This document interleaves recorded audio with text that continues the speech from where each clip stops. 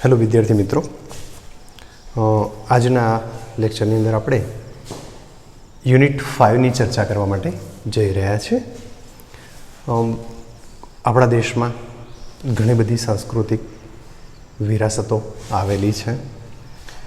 ગુજરાતમાં પણ મોઢેરાનું સૂર્ય મંદિર, જૂનાગઢના કેટલાક કિલ્લાઓ, આ ઉપરાંત નવું ડેવલપ કરેલું સરદાર સરોવરમાં સરદાર સ્મારક, આ બધી ઘણી બધી વિગતો સાથે આપણે પરિચયમાં છીએ।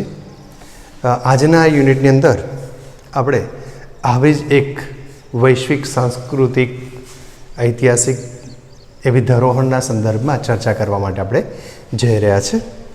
આપણું યુનિટ નંબર 5 છે રાની કી વાવ। આ રાની કી વાવને આપણે રાણકી વાવ તરીકે પણ ઓળખીએ છીએ।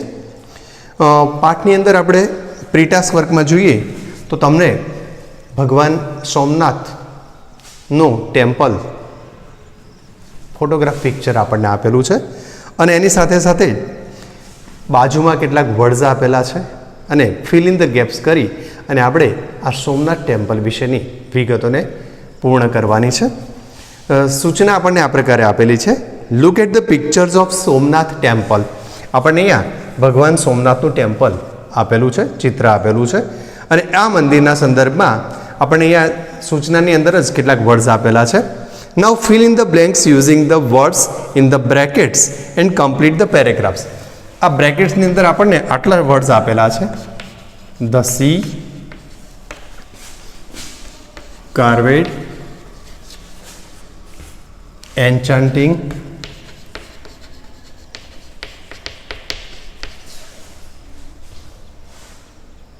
majestic,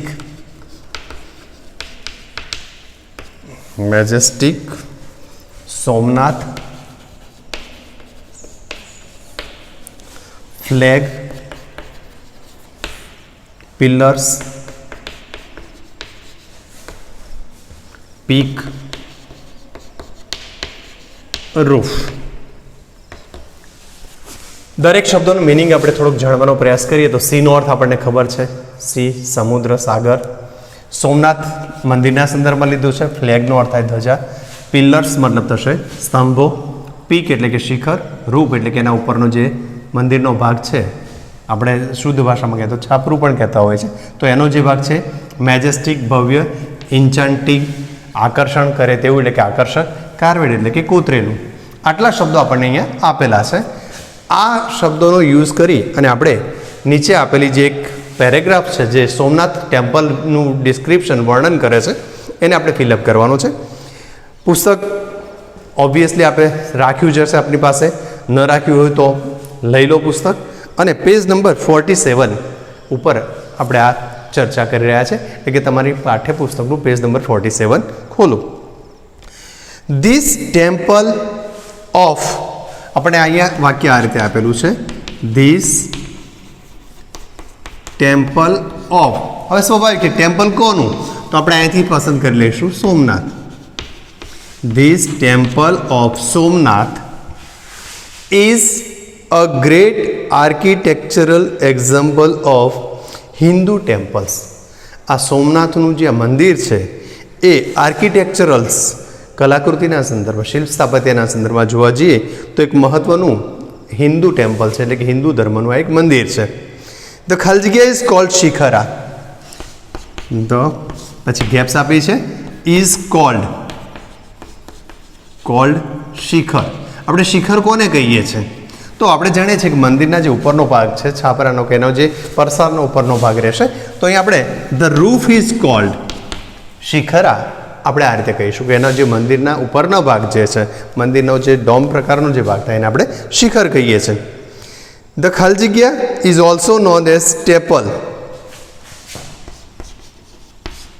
is also known is staple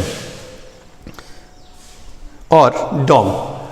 અહીંયા રૂપ શબ્દનો ઉપયોગ આપણે ફરીવાર લેવાના છે। ધ ખલજગીયા ઇઝ કોલ્ડ શિખરા, અહીંયા રૂફના બદલે આપણે પીક શબ્દ લેવો પડશે, the peak is called Shikhara and the roof is also known as steeple or dome. The temple faces east and has a big central hall with 3 entrance. આ મંદિરની ખાસિયત છે કે એ ફેસીસ ઈસ્ટ, પૂર્વાભિમુખ છે, પૂર્વ તરફ એનું મુખ છે અને એનો એક બિગ સેન્ટ્રલ હોલ છે જેના 3 એન્ટ્રન્સ, 3 દરવાજાઓ છે. It has richly carved doorways. The endless ત્યાં એક સ્તંભ છે જે એન્ડલેસ હોય એવું આપણને અહેસાસ કરાય. તો pillars, the endless pillars are called સ્તંભાસ. આ પિલર્સને સ્તંભ તરીકે ઓળખવામાં આવે છે. દે મેક ઇટ સ્પેક્ટેક્યુલર. સ્પેક્ટેક્યુલર મતલબ દર્શનીય, જોવાલાયક. They make it spectacular. There is, મંદિરની ઉપર શું જોવા મળશે? તો there is a flag. There is a flag on the tallest peak of the temple. We can also see dome છે. ડોમ કેવા છે? તો કોતરણી કામવાળા છે. તો કાર્વેડ ડોમ્સ. આપણે ત્યાં કોતરણી કામ કરેલા ડોમ, ઘુમ્મટ પણ જોઈ શકીએ છીએ. ધ હોલ સ્ટ્રક્ચર લુક્સ, આખું સ્ટ્રક્ચર કેવું દેખાય છે આપણને? તો એન્ચન્ટિંગ છે અને મેજેસ્ટિક છે, એટલે કે આકર્ષક છે અને મોહક છે. આમ આપણો આખો પેરેગ્રાફ સોમનાથ ટેમ્પલ વિશે આપેલો છે. ફરી એકવાર રીડ કરી લઈએ છીએ. This temple of Somnath is a great architectural example of the Hindu temples. The peak is called shikhara. This roof is also known as steeple or dome. The temple faces east and has a big central hall with 3 entrance. It has richly carved. રિચલીનો મતલબ થશે ખૂબ જ વધારે પ્રમાણમાં. Carved doorways. These endless pillars are called સ્તંભાસ. They make it look spectacular. There is a flag on the tallest peak of the temple. We can also see carved domes. The whole structure looks amazing, enchanting and majestic. This temple is near the sea. આ temple સમુદ્ર કિનારાની પાસે આવેલું છે. એટલે કે Somnath temple વિશે તમારે શોર્ટ નોટ તૈયાર કરવી હોય તો કરી શકાય. સોમનાથ મંદિર વિશે ક્યારેક આપણે કોઈ વિઝિટના સંદર્ભમાં એસેજ લખતા હોય, નિબંધ લખતા હોય કે તમે કોઈ વિઝિટ લીધેલી છે એના સંદર્ભમાં કંઈક લખો, તો આ 4-5 વાક્યો લખીને તમે તમારી વિઝિટ વિશે પણ આ વસ્તુને જણાવી શકો છો. કારણ કે આપણા એસેજમાં હિસ્ટોરિકલ વિઝિટ વિશે પણ એક એસે પૂછતા જ હોઈએ છે. એના પછીના ભાગમાં બી એક્સરસાઇઝમાં તમને મોહમ્મદ મકબરા જે જુનાગઢમાં લોકેટ થયેલો, એટલે કે જુનાગઢમાં આવેલો છે, એના સંદર્ભમાં ટ્રુ ફોલ્સ પૂછેલા છે. એટલે કે એ માટે તમારે એક પિક્ચર નંબર 2 જે મકબરાનું ચિત્ર છે એને જોવું પડશે અને એ ચિત્રમાં જે જે વસ્તુ દેખાય છે એ વસ્તુના સંદર્ભમાં એ વસ્તુ છે કે નથી, જે પ્રશ્ન પૂછ્યા છે એના સંદર્ભમાં ટ્રુ કે ફોલ્સ આપણે લખવાનું છે. પિક્ચર આપણે બરાબર જોઈ લીધું હશે. સેન્ટેન્સ નંબર 1 ને જોઈએ છે કે ટ્રુ છે કે ફોલ્સ. There are 2 મિનરેટ્સ. 2 મિનરેટ્સ અહીંયા જે આપણને બતાવેલા ઊંચી ઇમારત, ઊંચા જે સ્તંભ જેવી વસ્તુઓ દેખાય છે એને આપણે મિનરેટ્સ કહીએ છીએ. ધેર આર 2 મિનરેટ્સ અરાઉન્ડ ધ મકબરા. મકબરાની એટલે કે વચ્ચેનું જે પોર્શન છે મકબરો, એની આજુબાજુ 2 મિનરેટ્સ આવેલા છે. વાક્ય ટ્રુ છે કે ફોલ્સ? તો ચિત્ર સામે જોઈશું તો આપણે લગભગ ઓછામાં ઓછા 4 તો દેખાય જ છે. ફર્સ્ટ અહીંયા, સેકન્ડ અહીંયા, અને એની પાછળના ભાગમાં 2 દેખાય છે. એટલે કે 2 જ વાત કરી છે તો ટોટલ 4 તો દેખાય છે, એટલે 2 વાળું વાક્ય ખોટું, મતલબ false. The domes R full of carving on ધેમ. જે ડોમ્સ છે એના શિખરના ઉપરનો જે ડોમ્સનો મંડપવાળો ભાગ જે છે એ કાર્વેડ છે.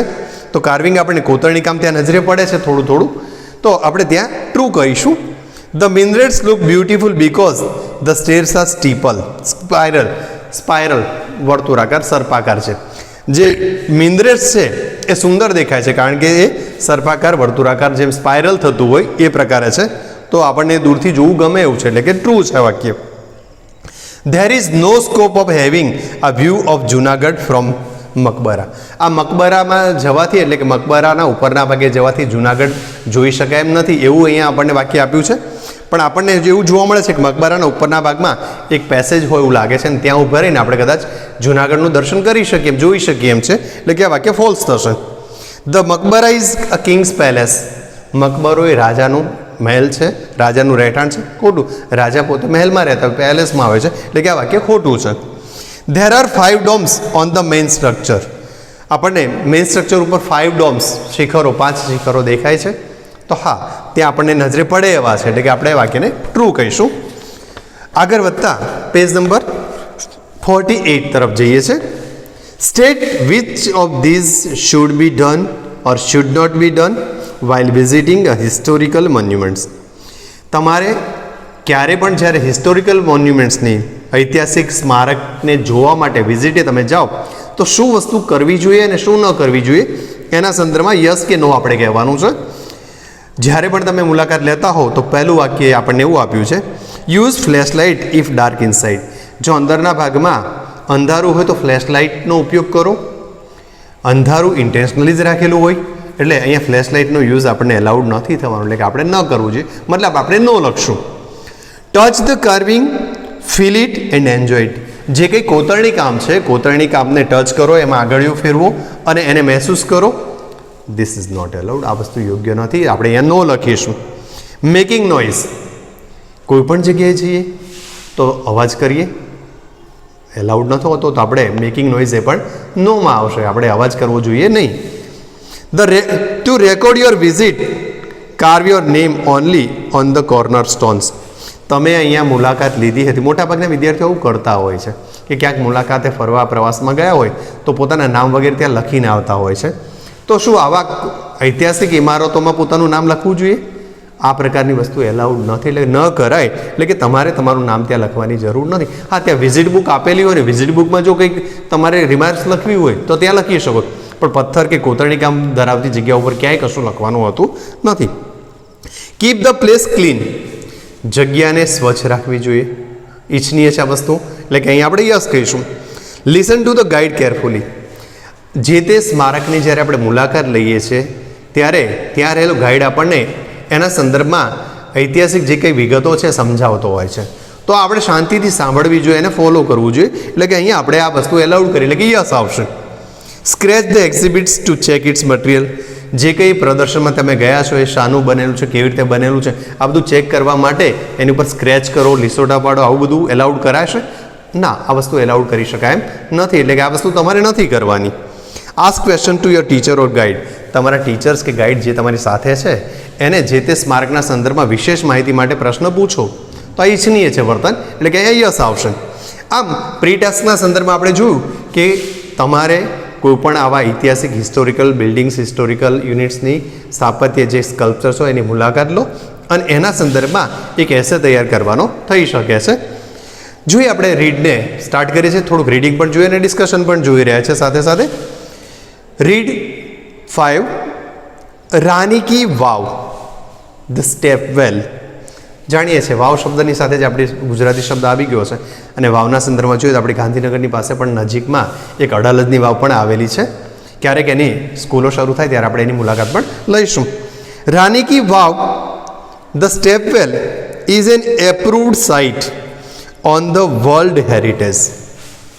વર્લ્ડ હેરિટેજ, વર્લ્ડ એટલે વિશ્વ અને હેરિટેજ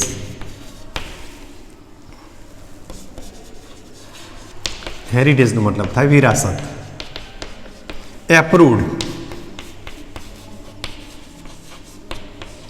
માન્ય કરેલું. સાઇટ જગ્યા, સ્થાન. વર્લ્ડ વિશ્વ, હેરિટેજ વિરાસત, એપ્રુવડ માન્ય કરેલું અને સાઇટ એટલે જગ્યા. રાણકી વાવ, જેને આપણે રાણકી વાવ તરીકે પણ ઓળખીએ છીએ, is an approved site of world heritage. World heritage વૈશ્વિક સાંસ્કૃતિક વિરાસત, આવો શબ્દ આપણે લઈ રહ્યા છે કે રાણકી વાવને વૈશ્વિક સાંસ્કૃતિક વિરાસત તરીકે માન્યતા આપવામાં આવેલી છે. It was declared, declared passive રચના છે, ડિક્લેર, ડિક્લેરનો મતલબ થાય જાહેર કરવું. It was declared by the World Heritage Committee. World Heritage Committee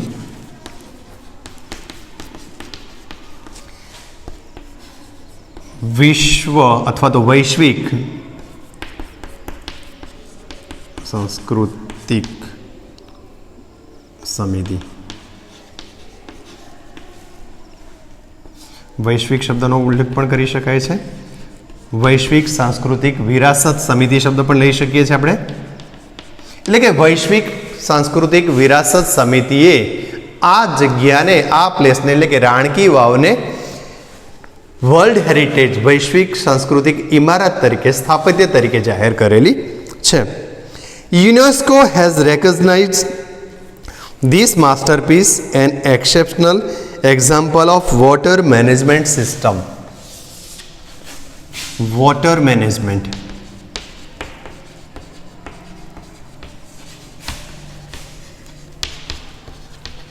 system. જળ અથવા તો જલ વ્યવસ્થાપન પદ્ધતિ। અહીંયા વ્યવસ્થાપનને બદલે આપણે સંચાલન શબ્દ પણ લઈ શકીએ। જલ સંચાલન પદ્ધતિ, રીત, પદ્ધતિને બદલે આપણે રીત શબ્દ। UNESCO has recognise this masterpiece,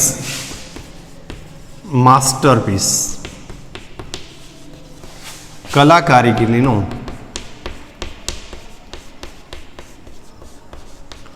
ઉત્તમ અથવા તો શ્રેષ્ઠ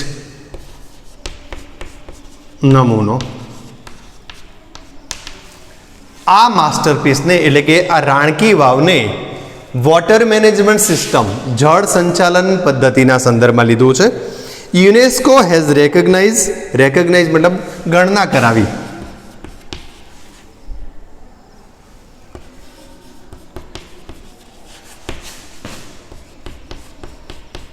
ગણાવેલ છે, ગણાવેલ કે દર્શાવેલ, માન્ય કરેલ છે। એટલે કે યુનેસ્કોએ આ રાણકી વાવને કલા કારીગરીના ઉત્તમ નમૂના તરીકે એક્સેપ્શનલ એક્ઝામ્પલ, એક્સેપ્શનલ અસાધારણ, સાધારણ નથી એવા, એટલે કે ટૂંકમાં એને મહત્વ આપ્યું છે। અસાધારણ જલ વ્યવસ્થાપન, જલ સંચાલન પદ્ધતિના ઉદાહરણ તરીકે, એક્ઝામ્પલ તરીકે માન્ય કર્યું છે, એની ગણના કરાવી છે। એટલે કે યુનેસ્કો દ્વારા આ વોટર મેનેજમેન્ટ જે સિસ્ટમ છે એની પણ નોંધ લેવામાં આવેલી છે। It is a wonderful sample of technological development, technological development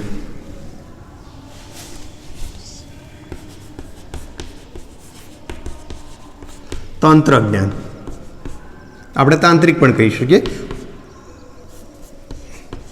તંત્રજ્ઞાન, development શબ્દ જાણીતો છે, અગાઉ આવી ગયેલો છે। વિકાસ, તંત્ર વિજ્ઞાનના વિકાસમાં એટલે તંત્રજ્ઞાનના વિકાસનું પણ આ એક એક્ઝામ્પલ છે। It is a wonderful sample of technological development for utilise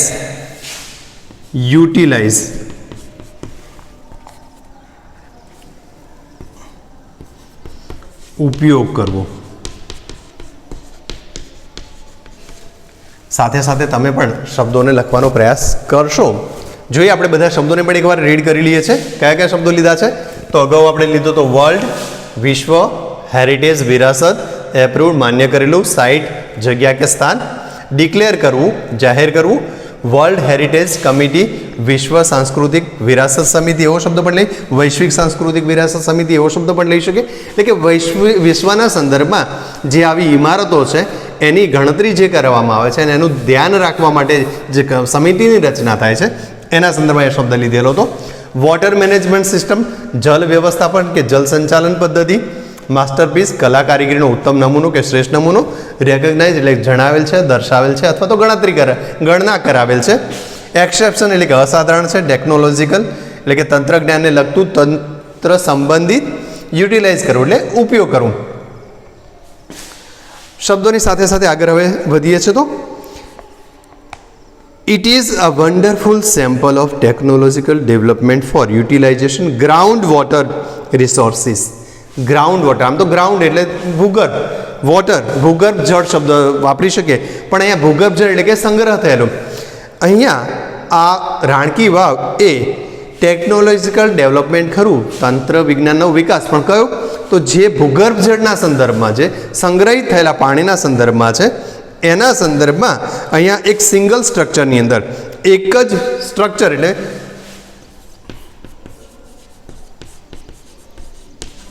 માળખું,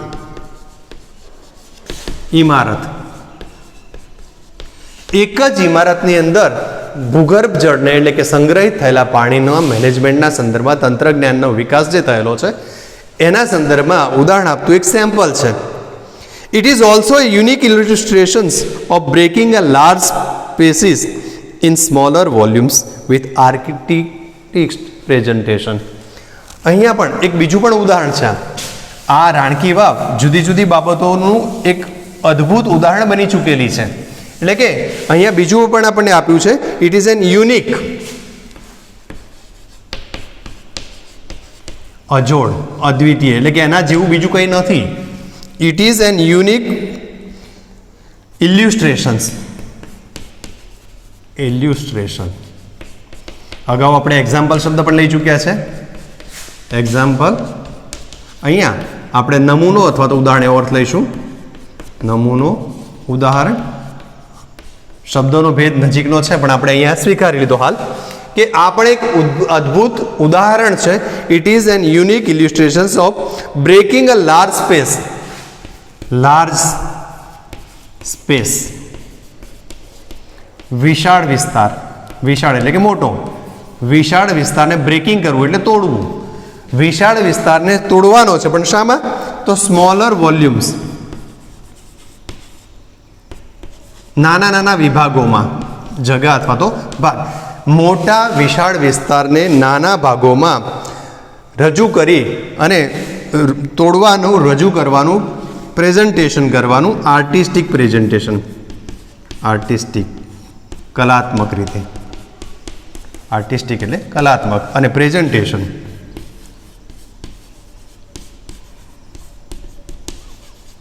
રજૂઆત.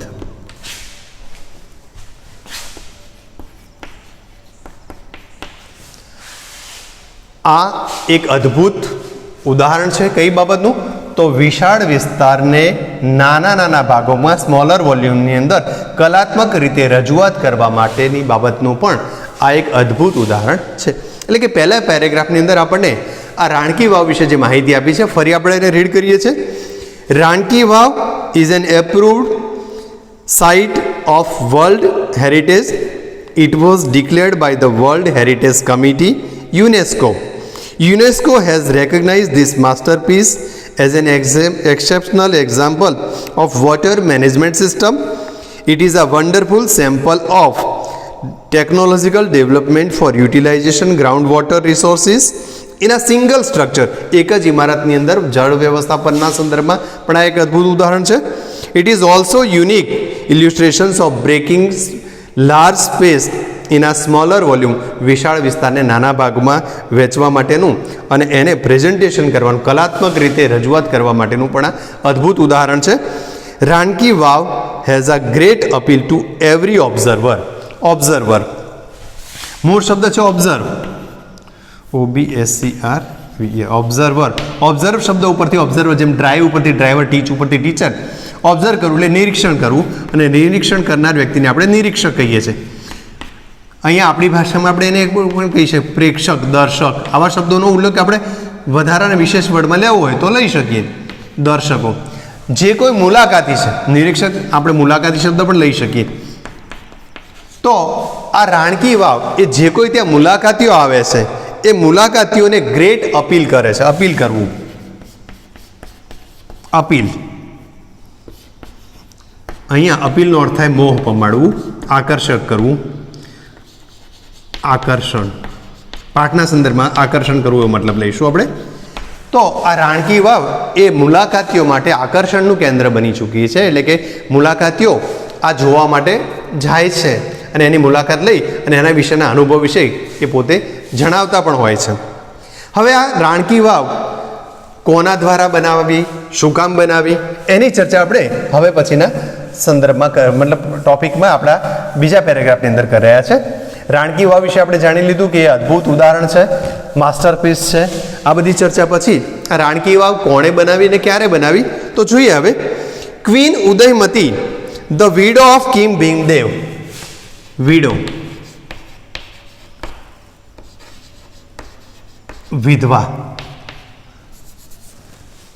રાણી ઉદયમતી જે ભીમદેવ વન એકની વિધવા પત્ની હતી, જેનો પતિ મૃત્યુ પામ્યો છે, એવી સ્ત્રીને આપણે વિડો એટલે કે વિધવા કહીએ છીએ. Constructed this vav between 1022 and 1063 AD. Queen Udayamati, રાણી ઉદયમતીએ કે જે રાજા ભીમદેવ એકની પત્ની હતી, વિધવા પત્ની હતી, એણે 1022 અને 1063ના એડીની અંદર આ વાવની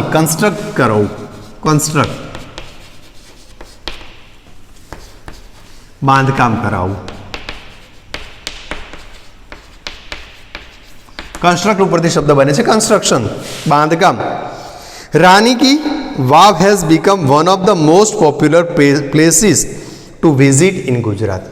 રાણી કી વાવ એટલે કે રાણકી વાવ એ ગુજરાતમાં જોવાલાયક પ્રખ્યાત સ્થળોમાંનું એક સ્થળ છે. King Bhimdev one belong to the Solanki ડાયનાસ્ટી.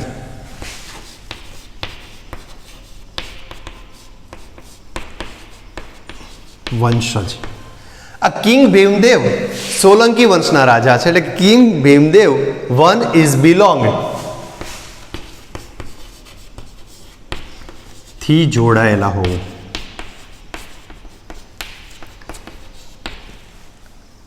રાજા ભીમદેવ એક સોલંકી વર્ષથી જોડાયેલા છે, એટલે કે સોલંકી વર્ષના રાજા છે. ડાયનાસ્ટી ઓફ અણહિલવાડ પાટણ. અણહિલવાડ પાટણના જે સોલંકી વંશના રાજાઓ હતા એમાંથી એમનો પરિવાર મળી આવે છે, એટલે કે એમનો વંશ જોવા મળે છે આપણને. એટલે કે ભીમદેવ એક અણહિલવાડ પાટણના સોલંકી વંશના રાજાઓના વંશજ હતા. After his death Udayamati took up the project for solving the problem of water સ્કેર્સિટી.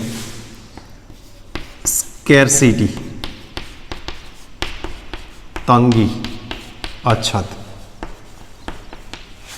જ્યારે આ ભીમદેવ એકનું અવસાન થયું ત્યારે એ સમયે ત્યાંની પ્રજાને પાણીની તંગી હતી, પાણીની અછત હતી. એટલે પ્રોબ્લેમ ઓફ વોટર, પ્રોબ્લેમ સમસ્યા, વોટર સ્કેર્સિટી પાણીની અછત. એટલે કે એ સમયે ત્યાંની પ્રજાને પાણીની અછત નડી રહી હતી, એટલે કે પાણીની સમસ્યા ત્યાંની પ્રજા માટે મુશ્કેલી પરિસ્થિતિમાં નિર્માણ કરેલું હતું. ત્યાંની પ્રજાને પાણી પૂરતું ઉપલબ્ધ નહોતું થતું. Project for solving problem of water scarcity face by the people of Patan. પાટણના લોકોને પાણી મેળવવામાં જે તકલીફ પડતી હતી, પાણીની જે અછત હતી, એ સમસ્યાને ઉકેલવા માટે એમણે આ વાવની રચના કરેલી છે. Unfortunately the queen also died. Unfortunately, મૂળ શબ્દ છે ફોર્ચ્યુનેટલી, સદભાગ્યે, પણ અહીંયા કમ ભાગ્યે, દુર્ભાગ્યે. Unfortunately the queen also died before the completion of the structure.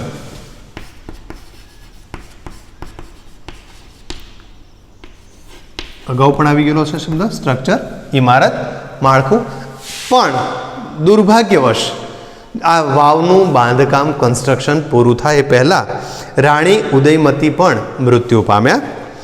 In the world of architecture, વર્લ્ડનો અર્થ અગાઉ લીધો છે, વિશ્વ, આર્કી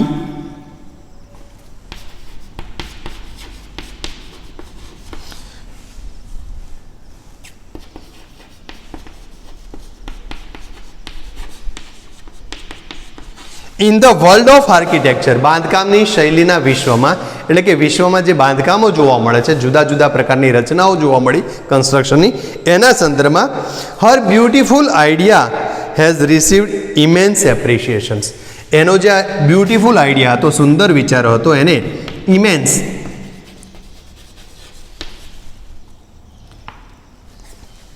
પુષ્કળ પ્રમાણમાં,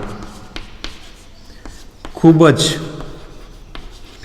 વધારે એપ્રિસિએશન મળેલા છે.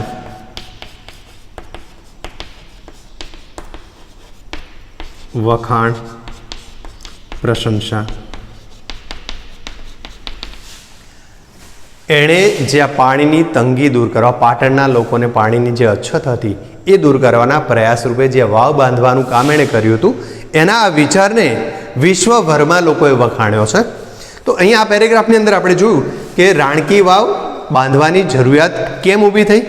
તો people of Patan faces the problem of water scarcity. પાટણના લોકોને પાણીની સમસ્યા, પાણીની તંગીની સમસ્યા હતી, પાણીની તંગી હતી ત્યાં. અને એવા સંજોગોમાં રાણી ઉદયમતીએ આ પાટણના લોકોને પાણીની વ્યવસ્થા પૂરી પાડવાના હેતુથી રાણકી વાવનું બાંધકામ શરૂ કરાવેલું હતું. જે રાણી ઉદયમતી છે કે રાજા ભીમદેવ, જેઓ સોલંકી વંશના અણહિલવીડ પાટણના સોલંકી વંશના વંશજ છે, એમની આ વિધવા પત્ની આ કાર્ય હાથ ધરેલું હતું. અને એણે જે કાર્ય હાથ ધર્યું એની વિશ્વ લેવલે પણ ખૂબ જ પ્રશંસા થયેલી છે. અનફોર્ચ્યુનેટલી આ કન્સ્ટ્રક્શન કાર્ય પૂરું થાય એ પહેલાં એમનું મૃત્યુ પણ થયું હતું. જોઈએ હવે આગળના પેરેગ્રાફમાં આ વાવની અંદર શું રચનાઓ છે અને કઈ બાબતો આપણને ત્યાં જોવા મળે છે એના સંદર્ભમાં જોઈએ તો ક્વીન સ્ટેપવેલ. અહીંયા આપણને શબ્દ આપેલો છે સ્ટેપવેલ. આપણે સ્ટેપવેલ કથાની સાથે વાવ કહીએ છીએ, પણ બીજા ભાષામાં કેવું તો સ્ટેપ એટલે પગથિયા અને વેલ એટલે કૂવો. તો એ સંદર્ભમાં પણ તમે એ શબ્દને જોઈ શકો છો. Queen stepwell or Rani ki Vav is a 7-storied structure. આ રાણકી વાવ એ 7 મજલાનું 7 માળનું સ્ટ્રક્ચર છે, એટલે ઇમારત છે. અહીંયા 7 માળ આવેલા છે. તમારે યાદ રાખવાના છે કેટલા માળ છે, એની લંબાઈ પહોળાઈ વગેરેની વિગતો આપણને હવે આપેલી છે, તો આપણે એ પણ યાદ રાખશું. Queen stepwell or Rani ki Vav is a 7-storied structure. This east facing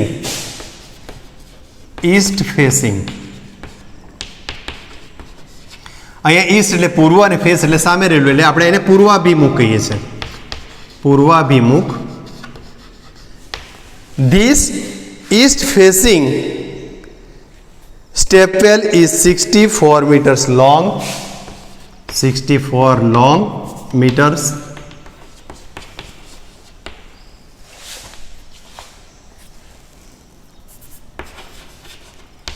Long. આપણે માપ પણ યાદ રાખવાનું છે, હું પહેલાં કહી ચૂક્યા છે. 20 meters wide અને 27 meters deep. ડીપ એટલે કે ઊંડી. આ વાવ 64 meters લોંગ છે, 20 meters વાઇડ એટલે કે પહોળી છે, અને 27 meters ઊંડી આવેલી છે. ઈચ સ્કલ્પચર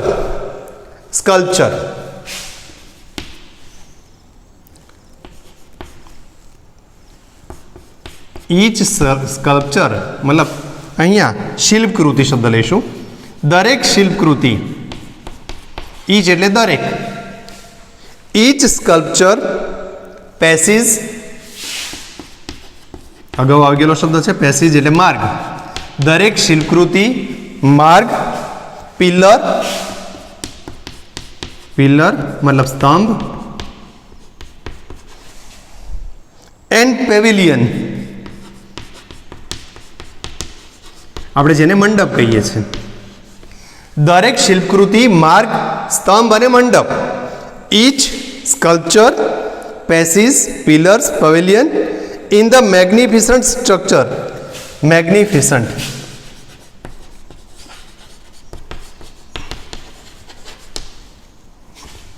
ભવ્ય. ધીસ મેગ્નિફિસન્ટ સ્ટ્રક્ચર શબ્દ અગાઉ પણ આવી ગયો, સ્ટ્રક્ચર એટલે ઇમારત.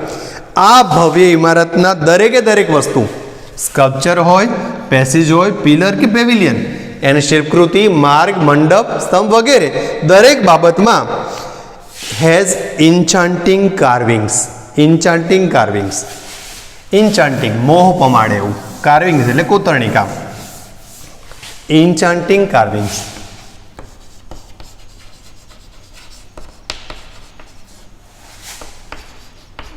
મોહક, કાર્વિંગ્સ કોતરણી કામ. દરેક વસ્તુમાં એનું શિલ્પકૃતિ હોય, પેસેજ હોય એટલે કે માર્ગ હોય, સ્તંભ કે મંડપ, દરેક જગ્યાએ આપણને આશ્ચર્ય પ્રમાણે, આપણને આકર્ષે, મોહ પ્રમાણે એવું કોતરણી કામ ત્યાં નજરે પડે છે. On it's sides walls there are around 800 sculptures.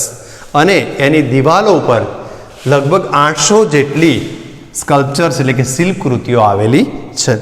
ફરી આપણે યાદ કરી લઈએ કે રાણકી વાવ લંબાઈ, પહોળાઈ, ઊંચાઈ, long, wide, deep, 64 metres long, 20 metre wide and 27 metre deep. આ બાબત આપણે ધ્યાનમાં રાખવાની છે. એનો જે ફેસ છે, એનું મુખ છે એ ઈસ્ટ ફેસિંગ છે, પૂર્વાભિમુખ છે, અને એની અંદર આવેલા દરેક સ્કલ્પચર, પેસીજ, પિલર, પેવિલિયન મેગ્નિફિસન્ટ આ છે સ્ટ્રક્ચર, અને એ આપણને ઇન્ચાન્ટિંગ કાર્વિંગ્સ એટલે કે મોહક કોતરણી કામ ધરાવતું વસ્તુ છે. આટલી વિગતો આપણે આ લાઇનમાંથી યાદ રાખશું. એટલે કે રાણકી વાવ સંદર્ભમાં જ્યારે શોર્ટ નોટ તૈયાર કરતા હોય તો આ વિગતો આપણે ત્યાં ઉપયોગમાં લેવાની છે. અને એની દિવાલો ઉપર on it sides there are 800 sculptures. એની દિવાલો ઉપર લગભગ 800 જેટલા સ્કલ્પચર્સ શિલ્પકૃતિઓ આવેલી છે.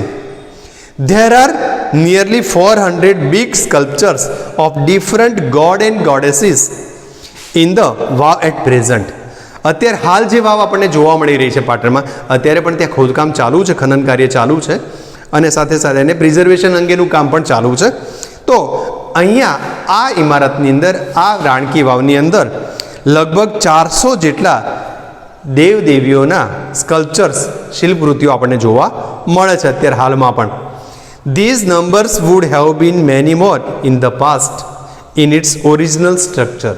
ઓરિજિનલ સ્ટ્રક્ચર, એનું જે મૂળ માળખું હશે, જે મૂળભૂત રીતે આ વાવ જ્યારે બની હશે ત્યારે કદાચ આના કરતાં પણ વધારે શિલ્પકૃતિઓ એની અંદર આવેલી હશે. અગાઉ આપણે કહી ચૂક્યા કે ઇટ ઇઝ આ 7 સ્ટોરીડ બિલ્ડિંગ સ્ટ્રક્ચર. આ 7 માળનું સ્ટ્રક્ચર છે. તો ઈચ સ્ટોરી, દરેક માળની વાત કરીએ છીએ, each storey has a narrow corridor.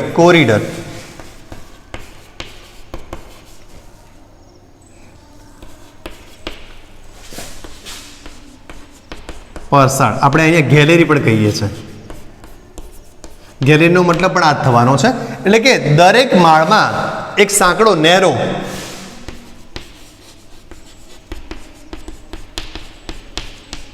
સાંકડો passage, પરસાર આવેલી છે. શું કામ આ પરસાર મૂકી છે? There are nearly 400 big sculptures of different god and goddesses in the wow at present. Their numbers would have been many more in the past and its original structure. Each story has a narrow corridor. દરેક માળની અંદર એક સાંકડી corridor એટલે કે પરસાર આપેલી છે. Four the visitors, આ પરસાર શું કામ આપી છે તો કે છે વિઝિટર્સ માટે. વિઝિટર્સ મતલબ મુલાકાતીઓ માટે. For the visitors to appreciate. Appreciate શબ્દ પહેલા એપ્રિશિએશનમાં લીધો હતો. એપ્રિશિએશન શબ્દ એપ્રિશિએટ ઉપરથી બનેલો છે, એટલે કે વર્ક ફોર્મ છે. એપ્રિશિએટ કરવું એટલે વખાણ કરવા, પ્રશંસા કરવી. To appreciate, for visitor to appreciate beauty of sculpture. Beauty of sculpture, શિલ્પકૃતિઓની જે સુંદરતા છે એને એપ્રિશિએટ કરવા માટે અહીંયા ગેલેરી આપેલી છે, પરસાર આપેલી છે, કોરિડોર આપેલું છે. And carving engraved on the walls. Engrave કરવું. ટુ એન્ગ્રેવનો અર્થ થાય કોતરણી કામ કરવું. કોતરણી કામ કરવું. આ દિવાલો ઉપર જે કોતરણી કામ કરવામાં આવેલું છે એની પ્રશંસા કરવા, એને જોવા માટે અહીંયા કોરિડોર આપેલો છે, ગેલેરી આપેલી છે, એટલે કે પરસાર આપેલી છે. તમને એવો પણ પ્રશ્ન પૂછી શકાય કે ગેલેરી, પરસાર શું કામ આપી છે, કોરિડોર શું કામ આપ્યો હતો? તો મુલાકાતીઓ ત્યાં નજીક જઈ અને દિવાલો ઉપર જે કોતરણી કામ વગેરે છે શિલ્પકૃતિઓનું, એ બધું જોઈ શકે, નિહાળી શકે, એટલા માટે આ વ્યવસ્થા આપવામાં આવેલી છે. This display even the pillars of the vav are not exceptional to it. માત્ર દિવાલો ઉપર આ વસ્તુ છે એવું નથી. એના જે પિલર્સ છે, even the pillars of the vav are not exceptions to it. એક્સેપ્શનનો અર્થ થાય અપવાદ હોવું. દિવાલો માત્ર શિલ્પકૃતિઓ ધરાવે છે, કોતરણી કામ ધરાવે છે એવું નથી. એના જે પિલર્સ છે એ પિલર્સ પણ એમાં એક્સેપ્શન નથી. એક્સેપ્શનનો અર્થ થાય અપવાદ. એમાં રહેલા પિલરો પણ આમાં અપવાદ નથી. They display splendid artistic marvel. Splendid, ભવ્ય. માર્વેલનો અર્થ પણ ભવ્ય છે. અહીંયા 3 શબ્દો બહુ નજીકના શબ્દોના અર્થની સાથે આપેલા છે, એ પણ ભવ્ય થશે. ડિસ્પ્લે, રજૂ કરવું, બતાવવું. રજૂ કરવું અથવા તો બતાવું. ધે ડિસ્પ્લે, અહીંયા જે કોતરણીકામ વગેરે આપેલું છે એ શું બતાવે છે? They display splendid artistic, artistic શબ્દ અગાઉ પણ આવી ગયેલો છે, આર્ટિસ્ટિક કલાત્મક,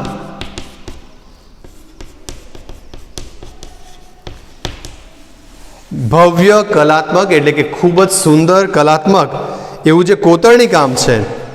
અને કોતરણી કામ શાની ઉપર થયેલું છે? તો કે છે સ્ટોન ઉપર. સ્ટોન એટલે પથ્થર, સ્ટોન. આ બાબત અહીંયા જે પથ્થરોની અંદર કોતરણી કામ કરવામાં આવેલું છે, જે ભવ્ય ખૂબ જ આકર્ષક એવું જે કોતરણી કામ કરાવ્યું છે એનું આ વસ્તુ ડિસ્પ્લે કરે છે, એટલે કે રજૂ કરે છે. They display splendid artistic marvel on the stone, પથ્થર ઉપરના ભવ્ય કલાત્મક રીતે રજૂ કરવામાં આવેલા કોતરણી કામ વગેરેને ડિસ્પ્લે કરે છે. In fact the vav is solely dedicated to Vishnu. Dedicate કરવું, ડેડિકેટનો મતલબ થાય સમર્પિત કરવું. ટુ ડેડિકેટ મતલબ સમર્પિત કરવું.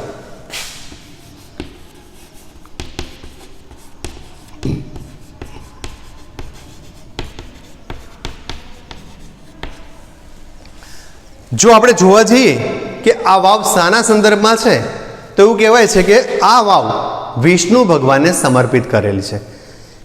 In fact the vav is solely dedicated to Vishnu. One can find Vishnu in different shapes and postures. Shapes and postures, shape એટલે આકાર ને posture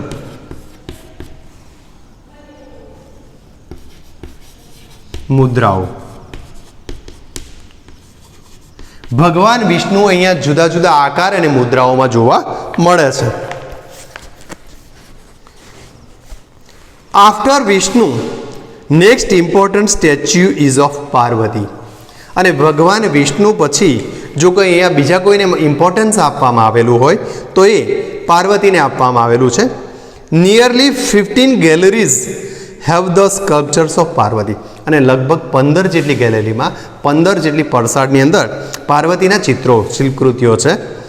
12 statues of goddess Gauri together at the same place are rarely found anywhere. અહીંયા પાર્વતીને 12 જે statue એક સાથે જોવા મળી રહ્યા છે. 12 સ્ટેચ્યુઝ ઓફ ગોડેસ ગૌરી, ગૌરીના જે 12 સ્ટેચ્યુ, ગૌરીને આપણે પાર્વતી પણ કહીએ છીએ, એના એક સાથે 12 મૂર્તિઓ, 12 સ્કલ્પચર, શિલ્પકૃતિઓ એક જ સ્થાને જોવા મળતી હોય એવું આ રેર કેસ છે, એટલે કે અદ્ભુત કેસ છે. The sun temple of Modhera has it. અલબત્ત આવી જ 12 કૃતિઓ એક સાથે જોવા મળતી હોય એવું સ્થાન મોઢેરા છે, એટલે કે આ બે જગ્યાએ જ આ વસ્તુ આપણને જોવા મળી રહી છે. This vav has also the 12 statues of Gauri, namely આ વાવની અંદર ગૌરીના 12 સ્ટેચ્યુ આપેલા છે, જેના નામ પણ આપણને આપેલા છે. ગૌરીના 12 નામો પૈકી ઉમા, પાર્વતી, ગૌરી, લલિતા, શ્રીયા, કૃષ્ણા, મહેશ્વરી, રંભા, સાવિત્રી, ત્રિસંધા, તોતલ એન્ડ ત્રિપ્તા. આ 12 નામો સાથેની સ્ટેચ્યુઝ પણ અહીંયા આવેલા છે. Besides there are many statues of God and goddesses. આ ઉપરાંત બીજા પણ ઘણા બધા દેવદેવીઓના સ્ટેચ્યુઝ અહીંયા આવેલા છે. સચ એઝ ગણેશ, અગ્નિ, વાયુ, સૂર્ય, ભૈરવ, ચામુંડા, બ્રહ્મા, ઇન્દ્ર, ઇન્દ્રાણી, વૈષ્ણવી, વારાહી, મહાલક્ષ્મી, કુબેર એટસેટ્રા. અહીંયા આ બધા જે દેવદેવીઓ છે એના પણ સ્ટેચ્યુઝ આવેલા છે. એટલે કે આજના લેક્ચર્સમાં આપણે આટલી વિગતો સાથે આગળ ચાલી રહ્યા છે. ફરી એકવાર જે કંઈ શીખ્યા છે એને પુનરાવર્તનમાં જોઈ લઈએ તો સૌપ્રથમ તો આપણો ઇશ્યુઝ આવી ગયો હતો કે રાણકી વાવ એપ્રુવ સાઇટ કરવામાં આવેલી છે, વર્લ્ડ હેરિટેજ તરીકે એને એપ્રુવ કરવામાં આવી છે યુનેસ્કો દ્વારા. અને એ યુનેસ્કો દ્વારા એણે જે વોટર મેનેજમેન્ટ સિસ્ટમ છે, એની જળ સંચાલન વ્યવસ્થા છે એના પણ પ્રશંસા થયેલી છે. એના બાબતમાં પણ આ વસ્તુને ધ્યાનમાં લેવામાં આવેલી છે. અહીંયા વિશાળ વિસ્તારને નાના નાના એકમોમાં બનાવી અને પ્રદર્શિત કરવાનો પણ એક અદ્ભુત પ્રયાસ થયેલો છે. લોકો જે વિઝિટર્સ છે એને મોહ પમાડે એવી ઘણી બધી વ્યવસ્થાઓ અહીંયા કોતરણીકામ વગેરે જોવા મળી રહ્યું છે. રાજા ભીમદેવ વનના પત્ની એવી રાજા ભીમદેવના જે પત્ની છે ઉદયમતી, એમણે આ વાવનું બાંધકામ પાટણના અણહિલવાડ પાટણના લોકોને જે પાણીના પીવાની સમસ્યા હતી એને દૂર કરવાના પ્રયાસ રૂપે આ રચના કરવાની શરૂઆત કરવામાં હતી. દુર્ભાગ્યવશ તેઓ આ કન્સ્ટ્રક્શન પૂરું થાય પહેલાં જ મૃત્યુ પામ્યા, પણ એમણે જે બુદ્ધિમત્તાનો ઉપયોગ કર્યો હતો, એમનો જે સુંદર આઈડિયા વિચાર હતો, એની પ્રશંસા ચોમેર એટલે કે વિશ્વ લેવલે થયેલી છે. આ જે વાવ છે એ લગભગ 64 મીટર્સ લોંગ છે, 27 મીટર્સ ડીપ છે અને 20 મીટર્સ જેટલી વાઇડ છે, અને એની અંદર 7 સ્ટોરી લગભગ 7 મજલાઓ આવેલા છે. દરેક મજલાની જે વાત કરીએ તો each sculpture, passage, pillar and pavilion in magnificent structures are enchanting carving. દરેક પિલ્લર્સ, એના જે છે સ્તંભ છે, માર્ગ છે, શિલ્પકૃતિઓ છે, આ દરેકની અંદર અદ્ભુત એવું કોતરણી કામ આવેલું છે. અહીંયા જુદા જુદા લગભગ 800 જેટલા સ્કલ્પચર્સ દિવાલો ઉપર આવેલા છે, અને અત્યારે હાલમાં જોવા જઈએ, જો અત્યારે મુલાકાત લેવામાં આવે તો લગભગ 400 જેટલા ગોડ ગોડેસીસના સ્કલ્પચર્સ આપણને વાવમાં જોવા મળે છે. ભૂતકાળમાં જ્યારે વાવ બની હશે ત્યારે એના કરતાં પણ વધારે હશે એવું જ માની શકાય છે.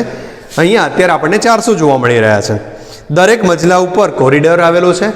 કોરિડોર એટલે કે પરસાર આવેલ છે. મુલાકાતીઓ નજીકથી જઈ અને એની અંદરના કોતરણી કામને નિહાળી શકે અને એના વિશે વિચારી શકે એટલા માટે આ રચના આપવામાં આવેલી છે. દરેક વસ્તુમાં અહીંયા જોવા જઈએ તો સોલલી જોવા જઈએ આ વાવને તો વિષ્ણુને સમર્પિત કરેલી છે, ડેડિકેટ કરેલી છે. આ ઉપરાંત અહીંયા બીજા નંબરમાં પાર્વતી દેવીના પણ સ્કલ્પચર્સ આવેલા છે. લગભગ 15 જેટલી ગેલેરીમાં આ વ્યવસ્થા આપણને જોવા એટલે કે એમની શિલ્પકૃતિઓ જોવા મળી રહી છે. પાર્વતીના એક સાથે 12 સ્ટેચ્યુઝ અહીં આપણને જોવા મળી રહ્યા છે, જે મોઢેરા સૂર્ય મંદિરમાં પણ જોવા મળે છે. પાર્વતીના 12 નામ પણ આપણને આપેલા છે, ગૌરી, ઉમા વગેરે. તો આ સાથે સાથે બીજા ભગવાન ગણેશ, વાયુ, સૂર્યદેવ વગેરેની મૂર્તિઓ, સ્ટેચ્યુઝ પણ અહીં આપણને આપેલા છે. પાઠને તમે રીડ કરી રાખશો અને એમાં આવતી જે નાની નાની બાબતો છે એને યાદ રાખવાનો પ્રયાસ કરશો. સેકન્ડ, એના પછીના લેક્ચર્સમાં આપણે પાઠની આગળની ચર્ચા કરીશું. Thank you.